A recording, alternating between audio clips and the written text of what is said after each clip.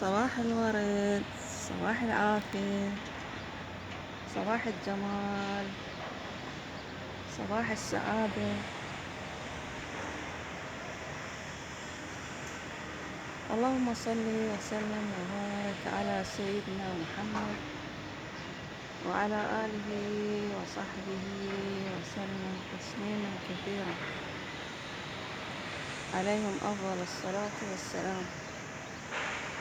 طبعا هاي الرافعة إذا تشوفوها، طبعا هاي رافعة بناء يبنون المدرسة هنا يمنا بالمنطقة، ما شاء الله. طبعا بدورنا لازم نشكر رئيس الوزراء مالتنا محمد الشياع السوداني، لأنه ما شاء الله قايم بحملة بناء يعني وإعمار بالعراق تقريبا، ما نقول بس ببغداد.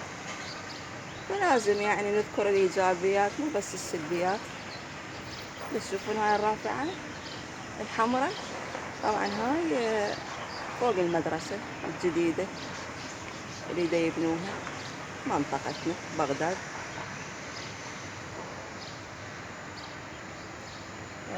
نشكر رئيس الوزراء مالتنا محمد الشياع السوداني، قلنا يا ربي الله يوفقك إن شاء الله، ومن نجاح إلى نجاح ومن تقدم إلى تقدم، اللهم آمين يا رب العالمين. أحلى صباح الخير على الجميع.